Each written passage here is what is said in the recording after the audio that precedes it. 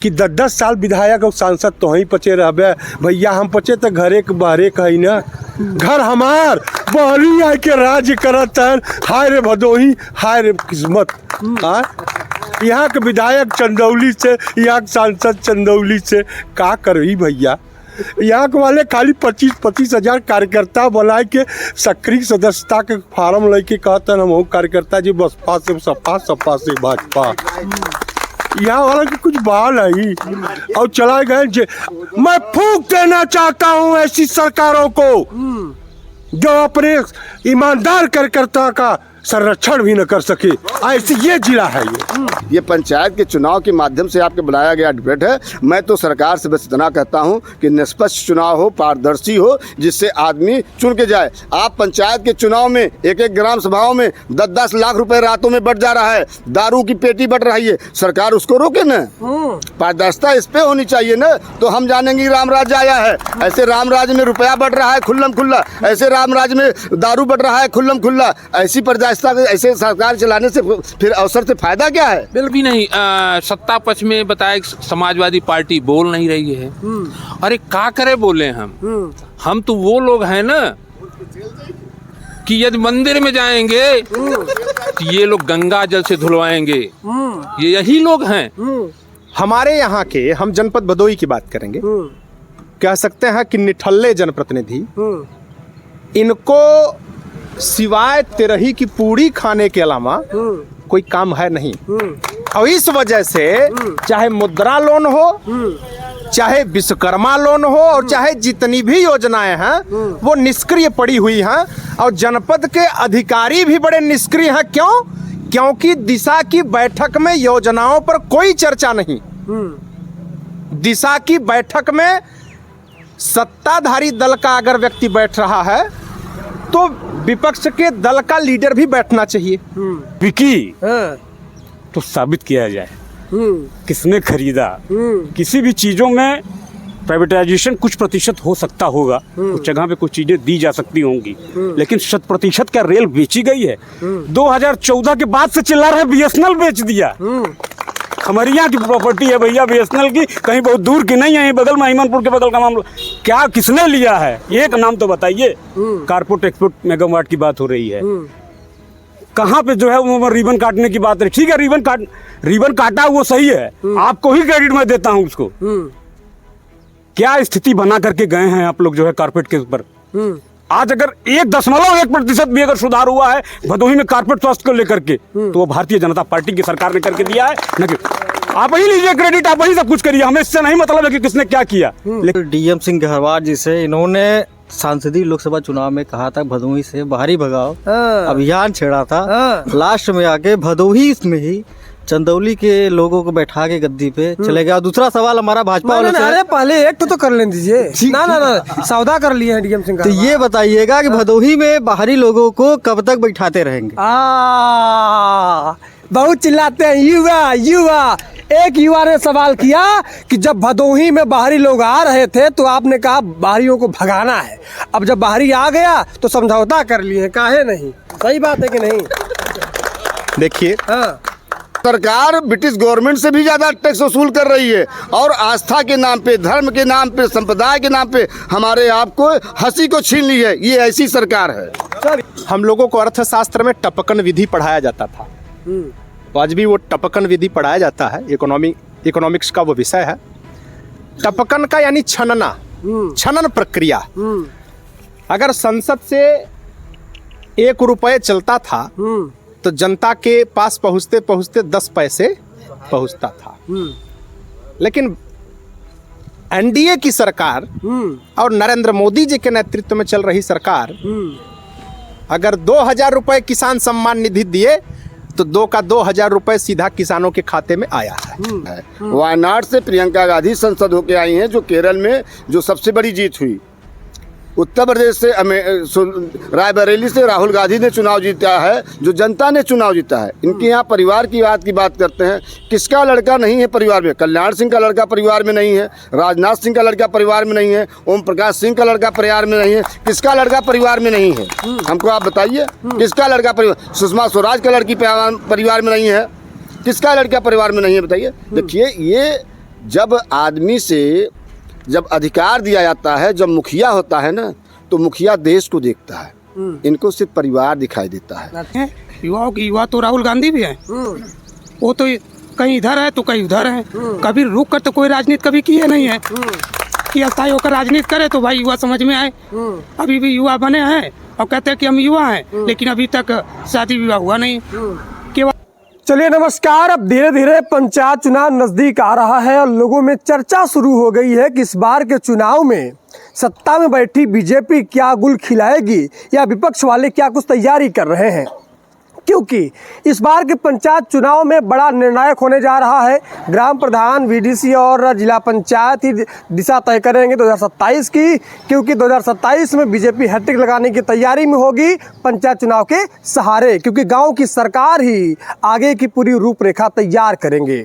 और जनपद भदोही में हमने जो है इसी मुद्दे को हवा देने के लिए एक कार्यक्रम की शुरुआत रखी जिसका नाम होगा जन हुंकार, यानी कि जनता के बीच में हम जनप्रतिनिधियों को खड़ा करेंगे और आपके सवाल इनसे पूछेंगे और जवाब मांगने का पूरा प्रयास करेंगे।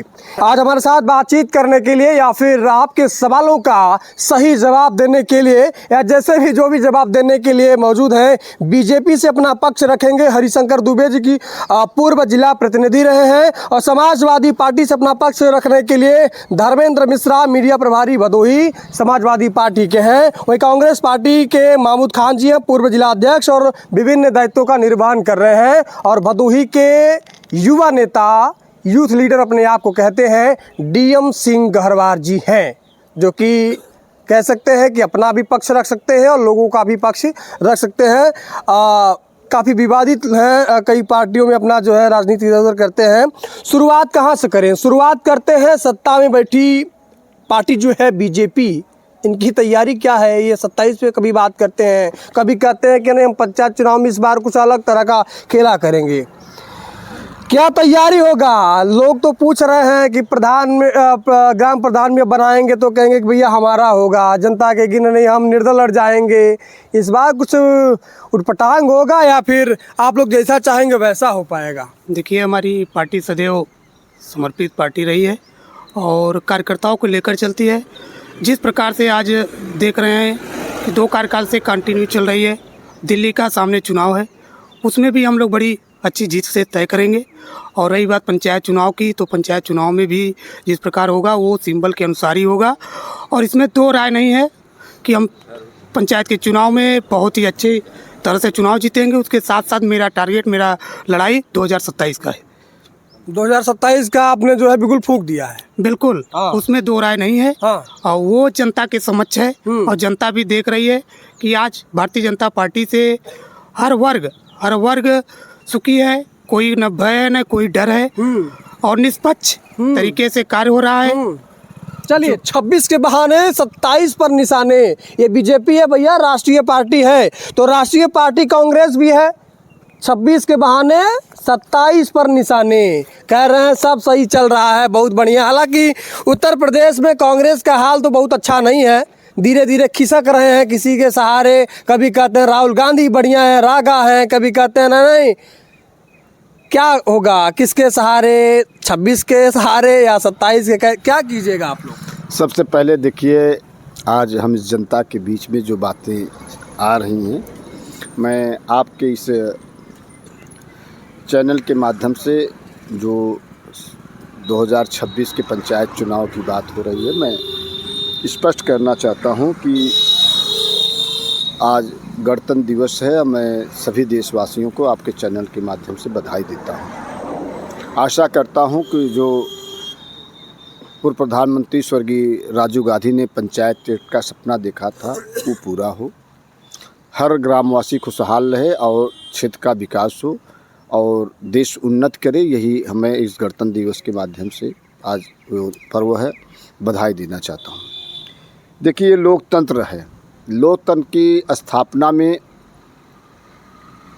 भारतीय राष्ट्रीय कांग्रेस का बहुत बड़ा योगदान रहा। आज़ादी की लड़ाई उस पार्टी ने लड़ी जहां देश में अनेक प्रकार के उस वक्त विचारों का था और अलग अलग क्षेत्र से अलग अलग थे, लेकिन वो समय बीत गया। आज देश के आज़ाद होते होते 78 साल हो गए, 76 साल से संविधान, जिस संविधान की है, मैं 75 साल बीत गए उस संविधान पे हम लोग को आस्था के साथ काम करते हैं। लेकिन जिस प्रकार से भारतीय जनता पार्टी के हमारे मित्र ने अभी कहा कि पंचायत का चुनाव सिंबल से होगा, पहले तो इनको स्पष्ट करना चाहिए। अभी तक तो हम लोगों ने जितना पंचायत का चुनाव देखा है वो तो हमेशा निर्दल के रूप में हुआ था, पहली बार ये हो रहा है कि सिंबल से हो रहा है। पहले स्पष्ट करें कि सिंबल से होगा कि निर्दल होगा। पहले दूसरी चीज़ है, अभी सरकार का कुछ दिन पहले एक समाचार पत्रों के माध्यम से, मीडिया के लोगों के माध्यम से मालूम पड़ा था कि जो पंचायत का चुनाव होगा, चाहे जिला पंचायत का, चाहे ब्लॉक प्रमुख का, वो जनता से डायरेक्ट सीधा होगा। तो जब चुनाव 26 में कराना है और जनवरी आज बीतने वाला है, तो ये सरकार को स्पष्ट करना होगा कि ये चुनाव किस तरह से होगा, किस रूप में होगा। तो ये तो जवाबदेही इनकी है, सरकार में ये बैठे हैं। हमारा तो बस इतना है कि जो राजीव गांधी ने पंचायती राज का सपना देखा था वो पूरा। कांग्रेस पार्टी उत्तर प्रदेश में लोगों के अनुसार बहुत कमज़ोर है, या बीजेपी वाले भी ऐसा कहता है कांग्रेस है ही नहीं है। इस बार के पंचायत चुनाव में आप लोगों की जो तैयारी है किस स्तर की है? क्या आप पंचायत चुनाव में कुछ बड़ा कारनामा करेंगे क्या? देखिए, ऐसा है कि भारतीय जनता पार्टी ज़मीन पे कुछ है, ज़बान पे कुछ है और जेहन में कुछ चलता रहता है। देखिए, तीनों अलग अलग चीज़ें हैं, लेकिन मसला इस बात का है कि घंटी कौन बांधेगा। तो जब सरकार में जो लोग हैं वो घंटी बांधे ना इस बात को कि कैसे चुनाव कराएंगे। जब ये चुनाव की रणनीति को जिंदा करेंगे, चुनाव की रणनीति का हमने लाजामा पहनाएंगे, तो आगे आगे स्पष्ट हो जाएगा कि चुनाव कैसे लड़ा जाएगा। तथा की मलाई खाने वाले बीजेपी पर बड़ा आरोप लगता है। क्या लगता है? जमीन पर कुछ और है, जुबान पर कुछ और है और जेहन पर कुछ और है। कहाँ कहाँ आप लोग मलाई खा रहे हैं? जमीन पे कुछ और दिख रहा है, जुबान पे कुछ और कहते हैं, मन में कुछ और रहता है। ये तो कांग्रेस सदैव से चली आ रही है और सदैव से केवल आरोप लगाती है। क्योंकि कार्य तो दिख रहा है, वो तो जनता बता रही है ना कि कार्य जो हो रहा है कि नहीं हो रहा है। आज जनता नीचे तबके के जितने भी हैं, गरीब हैं, आज जो भी वंचित हैं वो सरकार की लाभ पा रहे हैं, चाहे वो मोदी जी की योजना, चाहे सम्मान निधि की रही हो और चाहे राशन की रही हो, जो भी योजनाएं हैं सरकार की वो घर घर पहुंच रहा है। और कांग्रेस केवल अपना ये जामा पहनाती है, आरोप लगाती है कि ये भाजपा वाले ऐसे हैं, वो भाजपा वाले ऐसे। लेकिन भाजपा पूर्णतः का जमीन पे कार्य करती है, हवा में बात नहीं करती है भाजपा। उत्तर प्रदेश में बीजेपी को सबसे बड़ा टक्कर कोई देता है तो समाजवादी पार्टी देती है। और पंचायत चुनाव में समाजवादी पार्टी की तैयारी कैसी है? मीडिया प्रभारी है, बहुत जानकारी इनके पास है, पूरा जिला कवर करते हैं। क्या तैयारी है? कांग्रेस पार्टी वाले कह रहे हैं बीजेपी वालों को कि ज़मीन पर कुछ और, जुबान पर कुछ और जेहन में कुछ और। तो आप तो कभी इनके साथ गठबंधन कर लेते हैं, कभी नहीं करते हैं। इस बार पंचायत चुनाव में गठबंधन होगा कि नहीं होगा ये तो बाद में सवाल होगा। पहले बताइएगा, बीजेपी का काम दिखता है कि नहीं दिखता है? नहीं, बीजेपी का काम तो दिख रहा है। दिख रहा है? कहाँ कहाँ दिख रहा है? आपका कारपेट मार्ट बना है, जानते होंगे भदोही में। हाँ, बना है ना। वो समाजवादी पार्टी की सरकार ने बनवाया था, उद्घाटन भी किया था। उसका फीता काटने के लिए तीसरी बार, दूसरी बार, फिर तीसरी बार इस प्रदेश के मुख्यमंत्री योगी आदित्यनाथ जी ने फीता काटा था। ये दिख रहा है। अच्छा, ये दिख रहा है जी। ये बड़ा आरोप देखिएगा। चलिए लास्ट में अब लेके चलते हैं यूथ लीडर आप भदोही, अपने आप को कहते हैं डीएम सिंह गहरवार। कांग्रेस वाले, बीजेपी वाले और समाजवादी पार्टी वाले अपने अपने तर्क और तथ्य रख रहे हैं। आपके हिसाब से जनपद भदोही में बीजेपी कितना बेहतर कार्य कर रही है?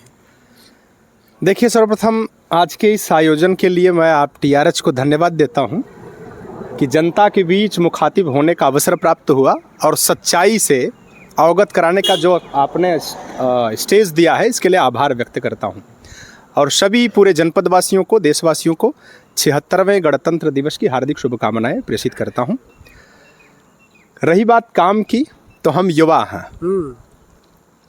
युवाओं को समस्त सरकारों ने दबाया है, युवाओं को उपयोग किया है और आगे भी हो रहे हैं हम लोग। रही बात काम की, तो इससे इनकार नहीं किया जा सकता, क्योंकि आज देश में सड़कों का जो जंजाल है वो भाई नरेंद्र मोदी जी के नेतृत्व में चल रही सरकार की देन है। आज देश में जो शिक्षा का स्तर विस्तृत हुआ है, बढ़ा है, चाहे RTE हो, चाहे अन्य सिस्टम जो उत्तर प्रदेश सरकार द्वारा संचालित योजनाएं हैं। पूर्ववर्ती सरकारों ने हमने देखा कि भाई अब चाहे कांग्रेस का शासन था, हम लोगों को अर्थशास्त्र में टपकन विधि पढ़ाया जाता था। आज भी वो टपकन विधि पढ़ाया जाता है, इकोनॉमिक्स का वो विषय है। टपकन का यानी छनना, छनन प्रक्रिया। अगर संसद से 1 रुपये चलता था तो जनता के पास पहुंचते पहुंचते 10 पैसे पहुंचता था। लेकिन NDA की सरकार और नरेंद्र मोदी जी के नेतृत्व में चल रही सरकार अगर 2000 रुपये किसान सम्मान निधि दिए तो 2000 रुपये सीधा किसानों के खाते में आया है। आपका आरोप कि कांग्रेस के समय में टपकन विधि से सरकारी पैसा रास्ते में रह जाता था, बड़ा आरोप लगा जो है। टपकन विधि क्या आ गया? देखिए, ये लोकतंत्र है और लोकतंत्र में सबको बोलने की स्वतंत्रता है। बिल्कुल। एक तरफ तक हमारे मित्र हैं, छोटे भाई हैं, कह रहे हैं कि नौजवानों को जो भी सरकारें आई वो छली। तो 10 साल से नरेंद्र मोदी की सरकार है और 10 साल से 6.5-7 साल से योगी जी की सरकार है।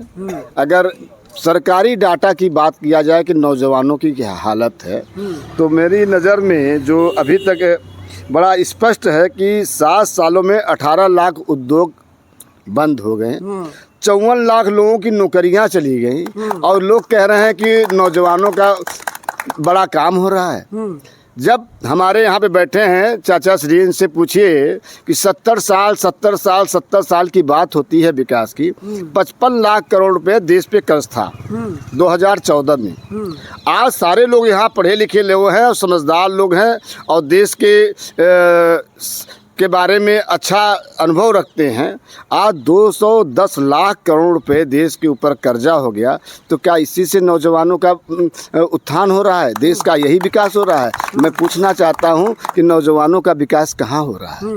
हमारे घर के कई ऐसे लड़के हैं, हमारे परिवार के मित्रों के सदस्यों के कि ITI कर लिए हैं, BTech कर लिए हैं, MTech कर लिए हैं, MCA कर लिए हैं, BCA कर लिए हैं, नौकरियां नहीं मिल रही है। हमारे जो गार्जियन है 10-10 लाख रुपए लगा के पढ़ाए हैं बच्चों को और 10,000 की नौकरी नहीं मिल रही है और ये कह रहे हैं कि सरकार बड़ा अच्छा है, नौजवानों का बड़ा अच्छा है। ये सवाल आपका बीजेपी से कि सहयोगी जो आपके माध्यम से जो भी समझ में आए, आपके माध्यम से ये मुद्दा मैं उठा रहा हूँ। चलिए, ये जो बातें रही ना, ये तो DM सिंह गहरवार नहीं कहा था कि युवाओं को छला भी गया और बीजेपी अच्छा कार्य भी कर रही है। अच्छा जवाब भी आ गया कि कर्ज भी बढ़ गया, नौकरियां नहीं मिल रही हैं, उद्योग धंधे बंद हो गए। और आप भी वही बात कहते हैं कि युवाओं को छला भी गया, लेकिन बीजेपी कितना बेहतर कार्य कर रही है, ये आपने कैसे कह दिया? आरोप लग गया आपके ऊपर, बताइए। देखिए, मैं इस बात पे बिल्कुल सहमत हूँ, निस्संदेह मैं सहमत हूँ कि युवाओं को पहले ही हमने बताया कि युवा हर सरकार में चले गए हैं, उनको उपयोग किया गया। ये विषय मैं इसीलिए रखा चूंकि ये मुद्दा आज अगर विपक्ष मजबूत होता तो स्वाभाविक है कि युवाओं को छला नहीं जाता। बराबर।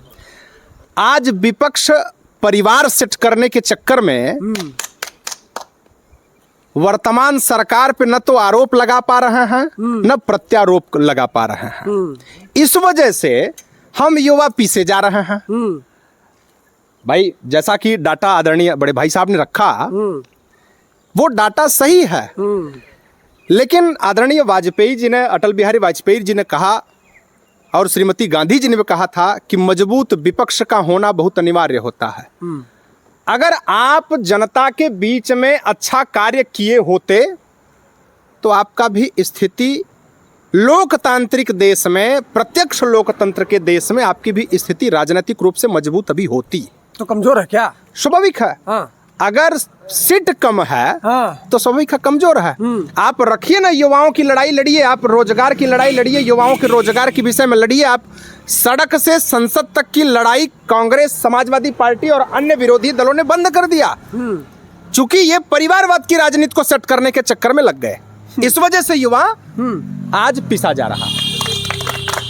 परिवारवाद की राजनीति के चक्कर में युवा पीसा जा रहा है। आप डेटा भी दे रहे हैं, आरोप भी लगाए जा रहे हैं, बताइए। देखिए, यही तो है, हमने शुरू में कहा कि जो ऐसे लोग हैं उनके जबान पे कुछ होता है, जेहन में कुछ होता है, तो ऐसे ही लोग हैं, स्वीकार भी करते हैं और आरोप भी लगाते हैं।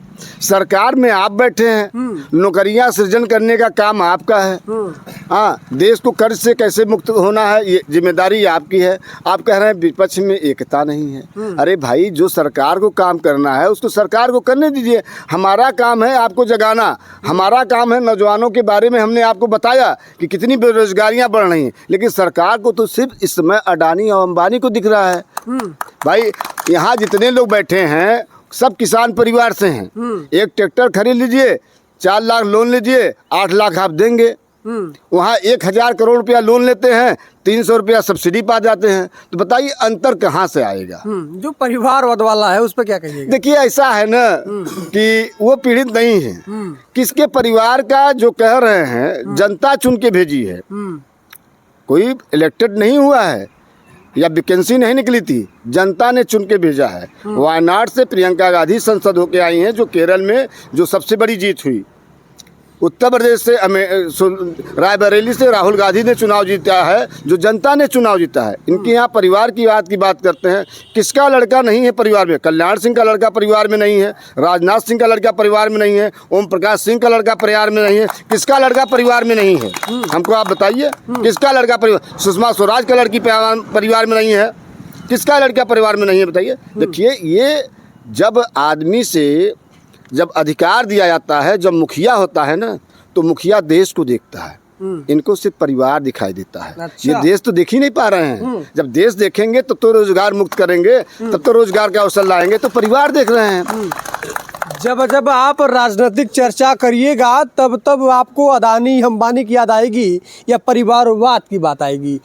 अदानी अंबानी को बहुत सहयोग किया जा रहा है भैया, बीजेपी वाले तो इस पर जवाब ही नहीं दे पाते हैं, क्या कहिएगा? नहीं, सहयोग कुछ नहीं किया है, तो इनका आरोप है। हाँ। भाई, का आरोप लगाना तो ये स्वाभाविक सी बात है, लेकिन कोई सहयोग नहीं है भाई। बड़े बड़े ठेका पट्टा अंबानी अदानी को दिया जा रहा है। ठेका पट्टा तो सहयोगी जो भी हैं सब ले रहे हैं। हाँ। सब लोग कर रहे हैं ठेका पट्टा। हाँ। ऐसी कोई बात नहीं है। अदानी बड़ी कंपनी है तो भी अपना कार्य कर रही है, कोई विशेष नहीं है। उनको विशेषाधिकार भी नहीं है कि आप अदानी है तो आपको सारा ठेका पट्टा मिलेगा। जनपद हो चाहे जिला हो चाहे प्रदेश में ठेकेदार तो बहुत हैं, बहुत पट्टा बहुत ठेकेदारी कर रहे हैं। और स्वाभाविक सा ये कोई बात नहीं है। युवा तो राहुल गांधी भी हैं, वो तो कहीं इधर है तो कहीं उधर है। कभी रुक कर तो कोई राजनीति कभी किए नहीं है कि अस्थायी होकर राजनीति करे तो भाई युवा समझ में आए। अभी भी युवा बने हैं और कहते हैं कि हम युवा हैं, लेकिन अभी तक शादी विवाह हुआ नहीं। केवल बस कहीं इटली घूमना है तो कहीं इधर घूमना है, कहीं जम्मू बना तो रोड नाप लिए। तो ये तो स्वाभाविक भाई आरोप लगाते हैं। ये यात्रा पर है, तंज कसा जा, जब मन किया रोड नाप लिए। देखिए, हमने बहुत पहले ही इस बात को कहा कि ये मुखिया बने हुए हैं, लेकिन परिवार कैसे चलता है इनको मालूम नहीं है। तो इन्होंने इस तरह से बयानबाजी कर रहे हैं। कि हकीकत ये है कि राहुल गांधी जैसा पूरे हिंदुस्तान में जितने भी संसद के सदन हैं, आज जो सही सवाल और सही सरकार को घेरने का, जो सरकार को जनता की हित की बात होती है, तो राहुल गांधी तो ही सदन में उठाते हैं।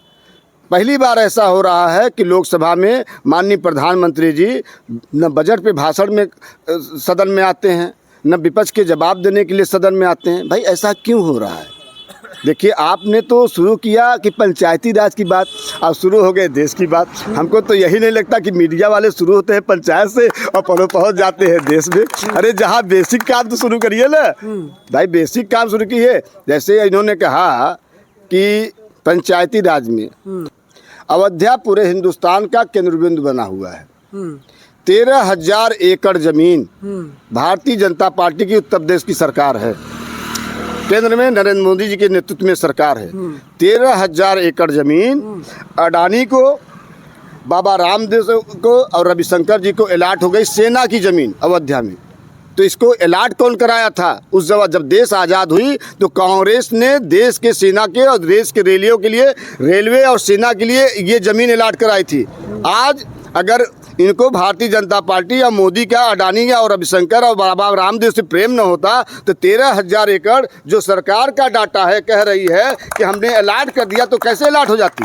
अगर हमारे बुजुर्गों ने देश बनाया न होता, देश के लिए संप्रदा न छोड़ी होती, तो ये कैसे अलाट करते? इनको तो सिर्फ इस लगा है, जैसे हमारे अभी गार्जियन बैठे हैं यहाँ से, हम एक चीज़ आपसे सवाल पूछना चाहता हूँ चाचा, आपसे एक सवाल पूछना चाहता हूँ, जो हमारे बाबा और दादा ने छोड़ करके ये प्रॉपर्टी गई है, अगर हम इसको बेच करके एक फर्स्ट क्लास सरबमर का महल बनवा लें तो वो विकास हुआ कि जो हम अपने पैतृक संपत्ति को बचा लें वो विकास हुआ? अपने पैतृक संपत्ति को बचा ले वो विकास हुआ। क्या क्या कह रहे हैं?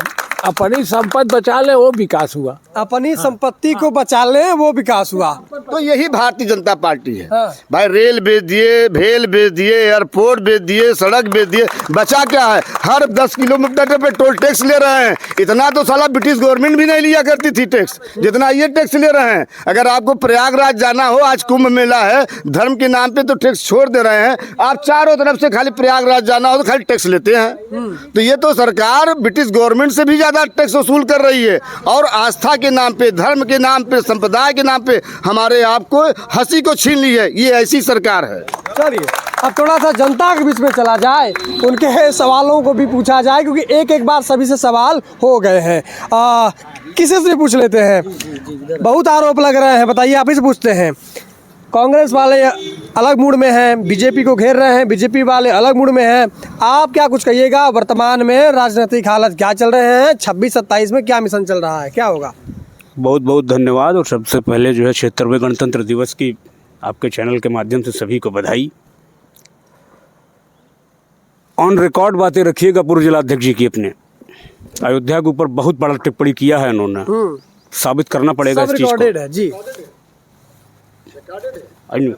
रिकॉर्डेड रहे सारी चीजें। हाँ। साबित करना होगा इस चीज को इन्हें अभी आने वाले समय में, क्योंकि अभी जनहुंकार की शुरुआत हो रही है। हाँ। मुलाकातें होती रहेंगी अभी। हाँ, हाँ। आज मैं भी खुद पूरी तैयारी से नहीं हूँ। हाँ। दूसरी बात, हाँ, जितनी बातें और जितनी चीजें कही जा रही हैं मित्र, हाँ, कि रेल बेच दिए, भेल बेच दिए और क्या क्या बेच दिए। हाँ, रेल बिकी हाँ, तो साबित किया जाए किसने खरीदा।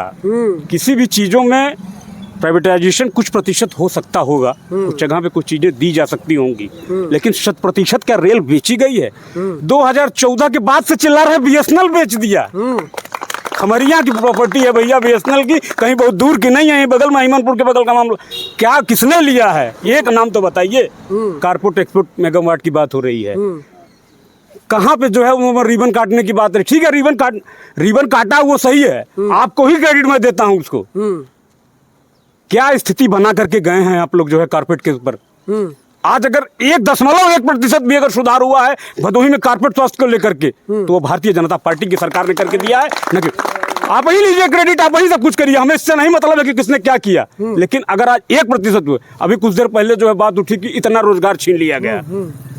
मित्र 18 लाख, जहां तक मुझे याद है कि 18 लाख उद्योग बंद हुए। पहले 18 लाख उद्योगों को शुरू करने का डेटा प्रस्तुत करें, इसके बाद बंद करने पे बात करें। ये देखिए, आप भी तार्किक बात करते हैं और कहीं ना कहीं तार्किक उधर से जवाब भी आया या प्रश्न किया गया, क्या कहिएगा इस पे? देखिए, ओरली बातें नहीं है। जो सरकार के उद्योग मंत्रालय से डाटा हर माह, हर पंचवर्षीय, हर तीसरे महीने जो इशू होता है उस पर हमने बात रखी थी। ये मेरा व्यक्तिगत कोई आंकड़ा नहीं है, ये उद्योग मंत्रालय का आंकड़ा है। कि जो हमने आपको बात रखी वो उद्योग मंत्रालय का आंकड़ा है, और मीडिया के माध्यम से वो छपा और छप कर पूरे देश के लोगों ने इस बात को जाना। जैसे अब भाई हमारे अभिन्न दर्शक हैं, हमारे मित्र हैं, उन्होंने कहा कि अयोध्या की बातें, देखिए अयोध्या की बातें हमने इसलिए कही कि हमने व्यक्तिगत डॉक्यूमेंट नहीं, ये मीडिया ने पूरी तरह से जो अयोध्या में जितने भी विकास की बातें हो रहे हैं, ये अच्छी बात है।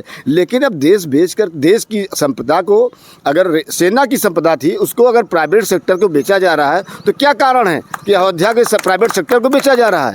भाई ठीक है, अगर अडानी को इतने संप्रभुता आप बना रहे हैं, तो अडानी ने, इन्होंने कहा कि बीएसएनएल हमारा, भाई साहब आपको सोचना चाहिए बिकता कहाँ का है, जहाँ हमको लाभ होगा।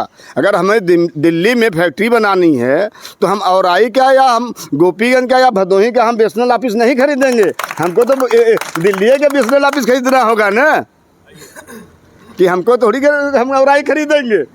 तो आप तो यहाँ की बात मत करिए, जहाँ बिक रहा है बड़े बड़े महानगरों में, जो हमारा कैपिटल सिटी है, दिल्ली हो चाहे लखनऊ हो चाहे बॉम्बे हो, कलकत्ता हो, मद्रास हो, जो कैपिटल सिटी की बड़ी बड़ी जगह हैं वहाँ जो बिक रहा है उसकी बात करिए ना आप। और आई में हम तो कह रहे हैं कि अडानी जी आए और यहाँ पे 1000 बीघा सरकार अलॉट कर दे, मुसीलाटपुर में पड़ा हुआ है, सररोई में पड़ा हुआ है, अलॉट कर दे और यहाँ उद्योग लगाए, हमारे नौजवान वहाँ नौकरी पाए, हम तो स्वागत करते हैं। लेकिन वहाँ वो पैसा इन्वेस्ट नहीं करेंगे क्योंकि वहाँ देना पड़ेगा।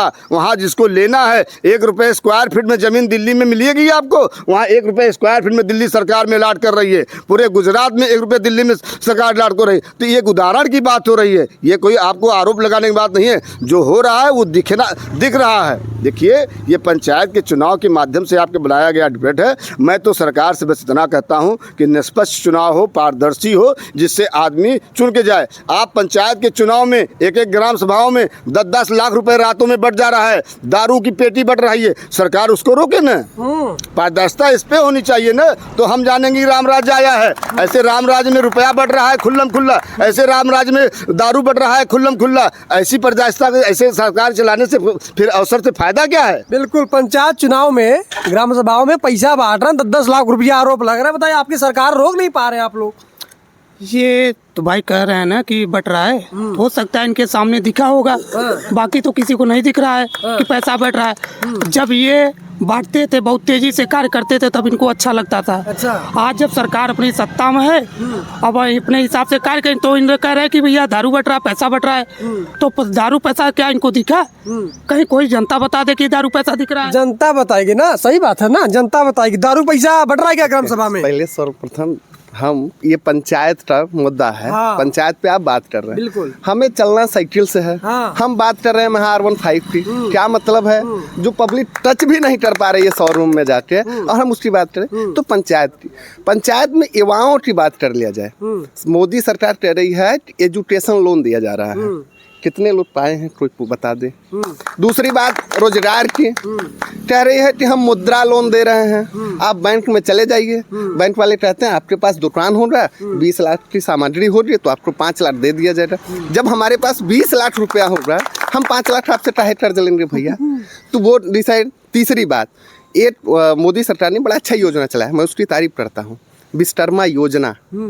लेकिन उस विश्वकर्मा योजना में ये नियम है कि जो सबसे गरीब हो और उसके पास हुनर हो लेकिन व्यवस्थाएं न हो, उसे सामान दिया जाए, किट दिया जाए। पंचायत में उसी को दिया जा रहा है जो प्रधान का चहेता है या तो बड़े नेताओं का दबदबा जिसके ऊपर छत्र छाया है। तो स्पष्ट करें कि क्या इसको पारदर्शिता लाएंगे बीजेपी के नेता जिले में? यही है ना, जब आप जनता से पूछिएगा सवाल तो खुलकर बोलती है। बिल्कुल। न मुद्रा लोन, एजुकेशन लोन, क्या चल रहा है? नहीं, ये तो कोई बात नहीं है। क्या बात भाई देखिए, आज के डेट में जो देखा जाए, जब अभी कह रहे हैं ना, जो प्रधानमंत्री जी की योजना चल रही है, ये विश्वकर्मा योजना। विश्वकर्मा योजना मानचिए नियर अबाउट हमने करीब 20 से 25 लोगों का आवेदन मैं स्वयं कराया, और हर स्तर से मैं वीडियो कॉपी तो वहाँ से कराया भी हूँ। उन लोगों के लाभ भी मिला है। भदोही जनपद से वो उनका जो मानदेय मिलता है 500 रुपया कितना मिल रहा है, वो जाके वहाँ से उसका लाभ ले रहे हैं, और निष्पक्ष तरीके से जो कार्य होना चाहिए उनका कार्य हो रहा है। ये इसमें कोई संशय नहीं है। अगर भाई कोई ऐसा भाई बंधु है तो लेकर आए, जिससे मैं चलकर उनका मदद करूंगा। देखता हूँ कौन अधिकारी ले रहा है, मैं बात करता हूं। क्या बात है, बीजेपी वाले कहते देखते हैं कौन से अधिकारी लेते हैं। यूथ लीडर है ना, युवाओं को एजुकेशन लोन नहीं मिला, उद्यम लगाने के लिए पैसा नहीं मिल रहा है। बीजेपी वाले तो कह रहे हैं कि अरे खुल्लम खुल्ला बट रहा है, कोई लेने वाला है ही नहीं, बहुत पैसा है हमारे पास। नहीं, बात सही है। हाँ। ये वास्तविकता है कि बहुत सी ऐसी योजनाएं हैं जो केवल कागज तक हैं। अच्छा। जमीनी स्तर पे हमारे युवा भटक रहे हैं। पंचायत चुनाव समक्ष है। मैं दल का पक्ष न रखते हुए युवाओं का पक्ष जरूर रखूंगा। कारण ये है, जितनी योजनाएं सरकार की चली हैं, सरकार ये भी प्रयास करती है कि प्रचार प्रसार करके चौपाल लगा करके गांवों में उसका प्रसार किया जाए और योजना बांटी जाए। हमारे यहाँ के, हम जनपद भदोही की बात करेंगे, कह सकते हैं कि निठल्ले जनप्रतिनिधि, इनको सिवाय तेरही की पूड़ी खाने के अलावा कोई काम है नहीं। और इस वजह से चाहे मुद्रा लोन हो, चाहे विश्वकर्मा लोन हो और चाहे जितनी भी योजनाएं हैं वो निष्क्रिय पड़ी हुई हैं। और जनपद के अधिकारी भी बड़े निष्क्रिय हैं। क्यों? क्योंकि दिशा की बैठक में योजनाओं पर कोई चर्चा नहीं। दिशा की बैठक में सत्ताधारी दल का अगर व्यक्ति बैठ रहा है तो विपक्ष के दल का लीडर भी बैठना चाहिए, यूथ लीडर भी बैठना चाहिए, समाज का अलग अलग प्रतिनिधित्व करने वाला व्यक्ति भी दिशा की खुली बैठक में बैठना चाहिए। ये अन्यत्र सरकारों ने किया था, लेकिन इसकी मैं निंदा करता हूं कि जनपद के दिशा की आप प्रशासनिक बैठक में जहां विकास संबंधित मुद्दे उठाए जाते हैं वहां एक्टिव लीडर और एक्टिव पर्सनालिटी को वहां बुलाया नहीं जाता। बैठक में अगर जाता भी है तो बोल नहीं पाता, अपना पक्ष नहीं रख पाता। तो मैं यही कहूंगा कि पंचायत चुनाव केवल उच्च मतलब हम पावर हाउस को दिखा करके अपने घर में बल्ब की चर्चा नहीं कर सकते। हमारा पावर हाउस हो सकता है मजबूत हो, हमारा ट्रांसफार्मर बहुत अच्छा हो, लेकिन घर का खंभा भी अच्छा होना चाहिए, घर का पैरामीटर भी बिजली का सही होना चाहिए, स्टेबलाइजर भी सही होना चाहिए। इस वजह से मैं पंचायत चुनाव में चाहूंगा कि दलवादी राजनीति को किनारे लगाइए और व्यक्तिवादी राजनीति को प्रसारित करके अपने नेता का निर्वाचन करिए जो आपके अधिकार की लड़ाई लड़े। चूंकि यहाँ के अधिकारी कहते हैं कि भाई आप ऐसे प्रशासनिक बैठकों में तभी बैठ पाओगे जब आप निर्वाचित जनप्रतिनिधि हो।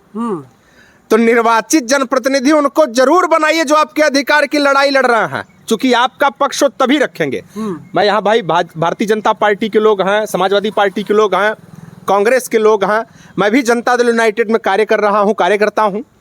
मैं ये सबका अलग अलग विचारधारा, अलग अलग पार्टियों में लोग काम कर रहे हैं, लेकिन हम सभी की ये भी जिम्मेदारी है कि भदोही में युवाओं को प्रत्येक क्षेत्र में प्रोत्साहित कैसे किया जाए, चाहे खेल का क्षेत्र हो, चाहे रोजगार का क्षेत्र हो, चाहे सांस्कृतिक क्षेत्र हो, चाहे शिक्षा का क्षेत्र हो। ये हम सभी जनप्रतिनिधियों की भी जिम्मेदारी है और हम सभी लीडर्स की भी जिम्मेदारी है कि भदोही के अधिकार की लड़ाई क्यों न लड़ी जाए। चीनी मिल सालों से पड़ा है। आप बताइए कि कितनी बार यहाँ के जनप्रतिनिधि चाहे पूर्ववर्ती सरकारों में हो चाहे वर्तमान सरकारों में हो, कितनी बार यहाँ का आवाज उठाए। मैं तो आमरण अनशन पे बैठा, मैं प्रतिरोध किया, चाहे विपक्ष में था चाहे पक्ष में था। मुझे सत्ता पक्ष और विपक्ष का मतलब नहीं समझ में आता। मुझे समझ में आता है if you are leader then it's your responsibility कि आप जनता के अधिकार की लड़ाई लड़ो और मूलभूत आवश्यकताओं को जनता तक पहुंचाओ। आप बताइए कि आपके जिले में 100 शैय्या अस्पताल पड़ा है, समाजवादी पार्टी ने दिया कि बहुजन समाजवादी पार्टी ने दिया, कांग्रेस ने दिया कि भाजपा में दिया, नहीं मालूम, लेकिन हमारा जिला मेडिकल यूनिट्स में that's a refer unit of district. I can say ये रेफर यूनिट बना हुआ है। अगर आपका सर फटा, 2 टाका प्लस आपको लगा तो यहां से रेफर करेंगे, ट्रामा सेंटर बनारस जाना पड़ेगा। ये सब व्यवस्थाओं को के सुधार के लिए जनप्रतिनिधि काहे पीछे हैं भाई? इस वजह से कि जनप्रतिनिधि इन सभी चीजों से कोई मतलब नहीं रख रहे हैं सिवाय पूड़ी खाने के। पावर हाउस तो मजबूत है साहब, लेकिन ट्रांसफार्मर और तार धाम धड़ाम फट जाते हैं। बड़ी कमजोरी होती है जिले में आपकी। नहीं नहीं, ऐसी कोई बात नहीं है। कहा नहीं बात है?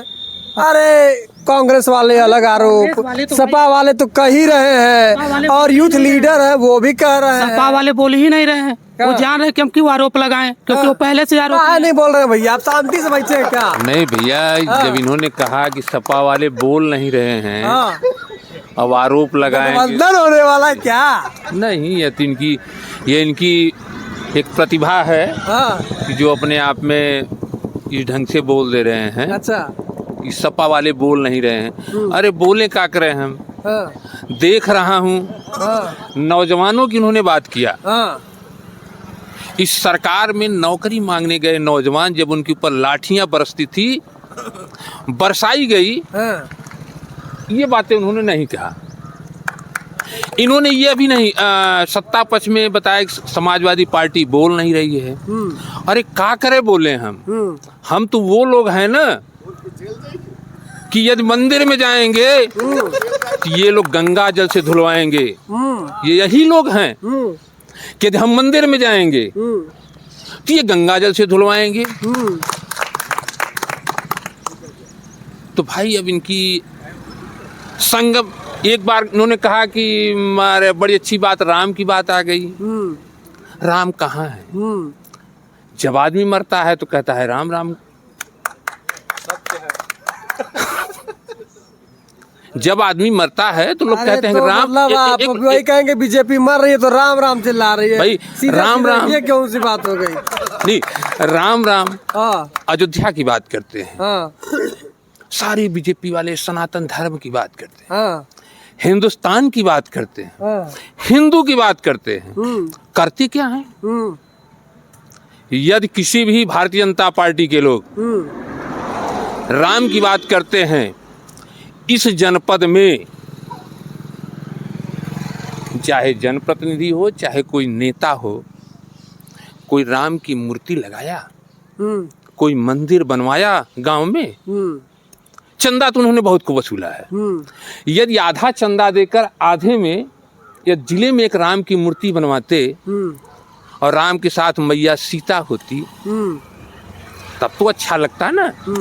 इन्होंने तो राम को भी अकेले छोड़ दिया वहीं अयोध्या में। लीजिए, कह रहे थे बोल नहीं रहे सपा वाले, ऐसा बोल रहे हैं कि संभाल नहीं पाइएगा। नहीं नहीं ठीक है। हाँ बढ़िया बोल रहे हैं ना। इनके इस समय में रामलला को त्रिपाल में रखा गया था, अच्छा तो वो उनको अच्छा लगता है। हाँ जब हम लोगों ने त्याग तपस्या किया, मेहनत किया, जब सत्ता में आए, जब हम रामलला को उनको महल में बैठाए तो उनको बुरा लग रहा है। अच्छा तो इनका मतलब कि वो त्रिपाल में पड़े रहे, तब वो राम राम ना करें। अब महल में है तो राम राम का उनको बुरा लग रहा है। कोई जनता को नहीं बुरा। आज 500 वर्ष के पहले जब ये हुआ और आज जब हमारे राम अपने महल में है तो आज क्यों इनको पीड़ा हो रही है? अगर वही त्रिपाल में पुनः उनको समायोजित किया जाए तब उनको अच्छा है। चलिए कोई नहीं, मैं अब जनता के पास चलूंगा भैया। मैं भी मुद्दे से भटक जाता हूँ। मैं तो शुरुआत किया था पंचायत चुनाव की और पहुंच जा रहे हैं अयोध्या। खैर वो भी ठीक है, वो चर्चा होनी चाहिए। कौन बोलेगा? राम मंदिर नहीं आप बोलिएगा। चलिए बोलिए, बताइए।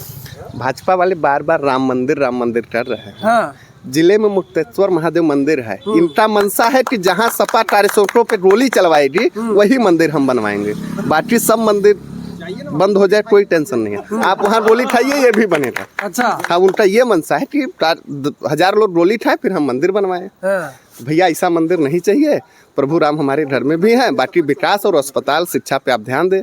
और इन सभी से निवेदन है कि हमारे जिले में केंद्रीय विद्यालय भी नहीं है, लेकिन चल नहीं रहा है अच्छे से, तो उस पर भी ध्यान दे दें।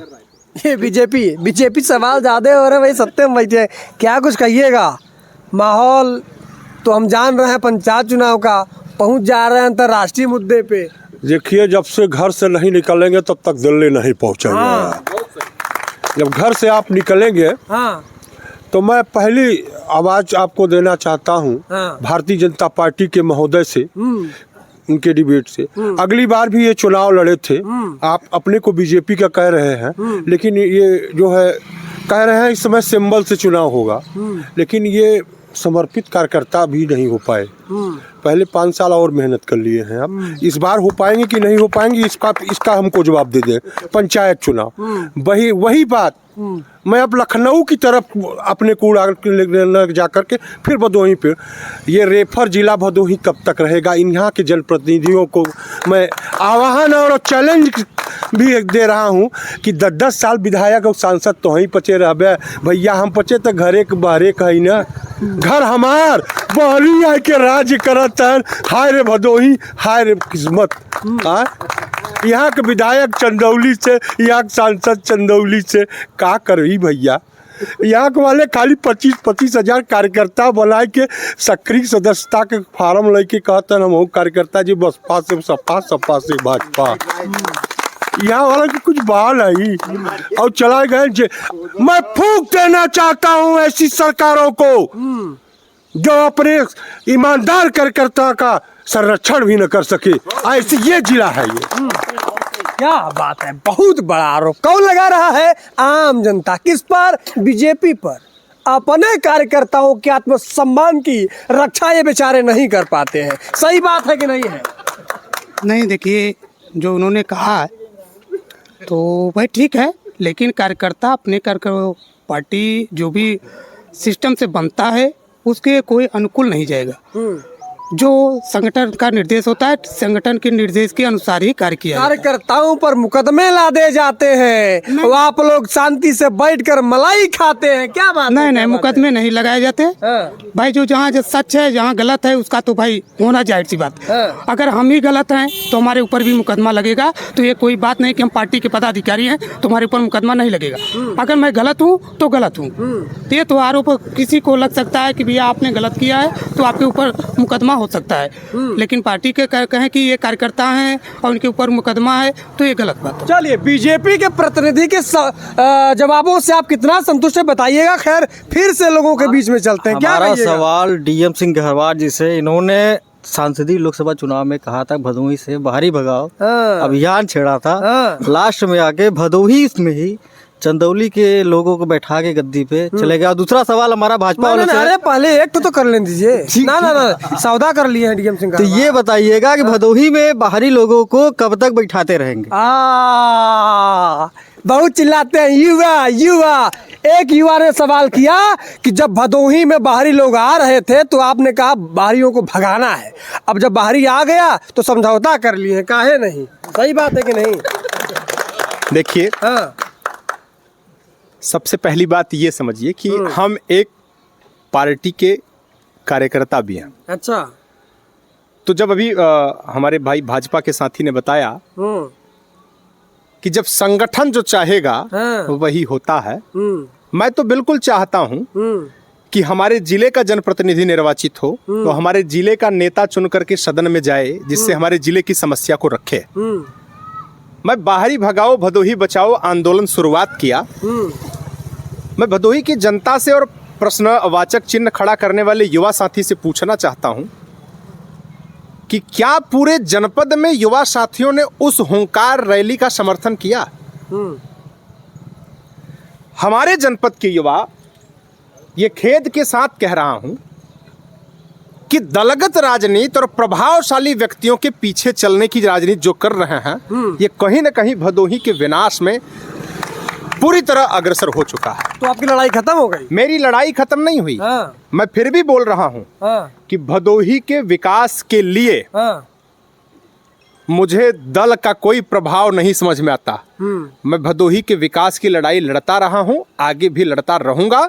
रही बात बाहरी और भीतरी की, तो ये संगठन का निर्णय था, इस वजह से हमने भी सहयोग किया। अच्छा। लेकिन फिर कह रहा हूं कि आगे भी अब भी अगर भदोही के विकास संबंधित विषयों को नहीं उठाया जाएगा तो जिस प्रकार से मैं सत्ता में रह करके रोड पर धान लगाया करता था, आगे भी लगाता रहूंगा और सत्ता का विरोध करता रहूंगा। बड़ी मीठी वाणी से दो बात कहते नजर आते हैं डीएम सिंह हर बार। लेकिन खैर, कांग्रेस पार्टी के प्रतिनिधि से समझते हैं, एक तरफ यूथ की लड़ाई लड़ते हैं, दूसरी तरफ पार्टी के संगठन की निष्ठा की बात करते हैं। माहौल चल क्या रहा है भैया? यही तो मैं कहता हूँ, मुंह पे कुछ और दिमाग में कुछ और।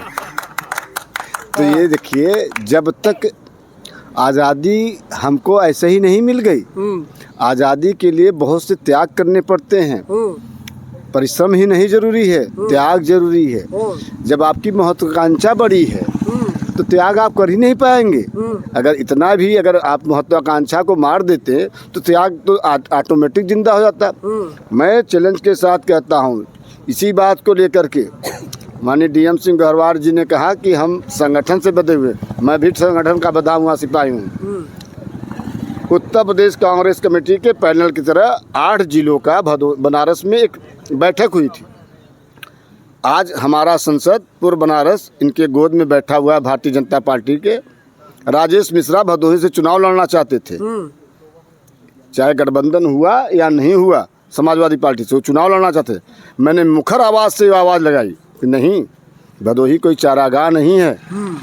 आप बनारस से संसद रहे हैं, आप बनारस से चुनाव लड़िए। भदोही से नौजवान चुनाव लड़ेगा। ललतेज जी कहाँ के थे? ललतेज जी कहाँ के थे? हाँ, ये मुद्दे कह रहे हैं ललतेज जी कहाँ थे। ललतेज जी बनारस के ही थे। अगर ये 1994 में भदोही जिला बनाना होता तो वो बनारस के ही अंग थे।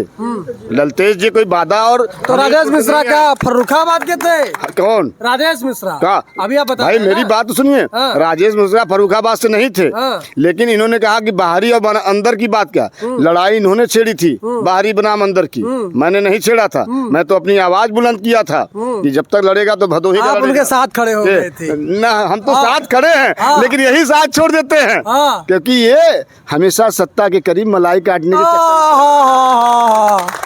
क्या बात है, मतलब कि इधर भी उधर भी कहाँ कहाँ। कभी नहीं। देखिए आप ये समझिए, हमारे वो एज अभिभावक हैं, सत्ता की मलाई चाटनी होती तो अधिकारियों का और भ्रष्ट अधिकारियों का मुंह तोड़ जवाब देने के लिए उनका प्रतिरोध नहीं करता। अच्छा। मैं भी ठेकेदारी पट्टेदारी करता है ना। अच्छा। लेकिन युवा अगर उभर रहा है, वो किसी दल का होता है, मैं उसके साथ खड़ा हो जाता हूँ। मैं दल बाद में पूछता हूँ, लेकिन उसके हृदय के में अगर भदोही में कुछ करने की आग जल रही है तो उसका सहयोग करने के लिए खड़ा हो जाता हूँ। रही बात संगठन की, तो संगठन के दायरे में सब आते हैं। भाई ललितेश जी यहाँ से चुनाव लड़े, विनोद बिंद जी चुनाव लड़ करके यहाँ सांसद हुए। ये भदोही का दुर्भाग्य है कि आज लगभग 20 से 25 वर्षों से यहाँ का कोई सांसद नहीं हुआ। अधिक समय, मेरे जानकारी से मैं अपना जोड़ रहा हूँ, मेरे जानकारी में भदोही का कोई अस्थायी निवासी सांसद नहीं हो पाया। अब आप अभी तो वहाँ जनता जनार्दन ने बताया ही कि औराई में क्या स्थिति है, वहाँ क्या स्थिति है। आप ये समझिए, अगर सत्ता की चाशनी चाटनी है तो सत्ता के लोग ही तो सबसे ज्यादा डीएम सिंह गहरवार का विरोध करते हैं। चाहे वो स्पोर्ट्स प्रोग्राम रहा हो, कराटे चैंपियनशिप का, चाहे अभी कभी सम्मेलन रहा हो, चाहे जितने भी प्रकार के आयोजन होते रहते हैं, सत्ता के लोग ही विरोध करते हैं हमारा। तो मुझे सत्ता का कोई प्रभाव नहीं है। मुझे अगर प्रभाव है तो जनता के अधिकार की लड़ाई का है। उनके अधिकार की लड़ाई लड़ता रहूंगा, चाहे जिस दल में रहूं, जिस पार्टी में रहूं, कोई फर्क नहीं पड़ता। Bhadohi is first for me. चलिए बताइए। एक सवाल भारतीय जनता पार्टी से सुनिएगा सर।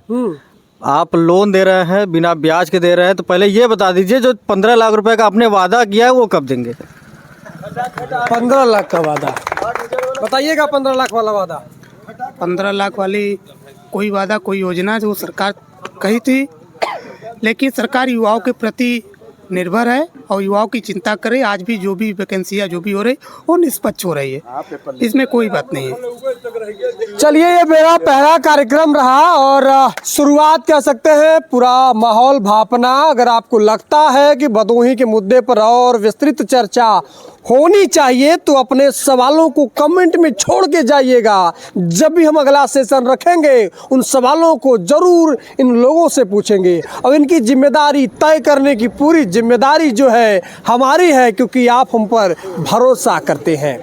तो टीआरएस न्यूज़ को आप प्यार दुलार देते रहिए। इस तरह के सवाल जवाब होते रहेंगे, क्योंकि जन हुंकार लोकतांत्रिक व्यवस्था की एक मजबूत कड़ी है और ये जिंदा रहेगा। जय हिंद।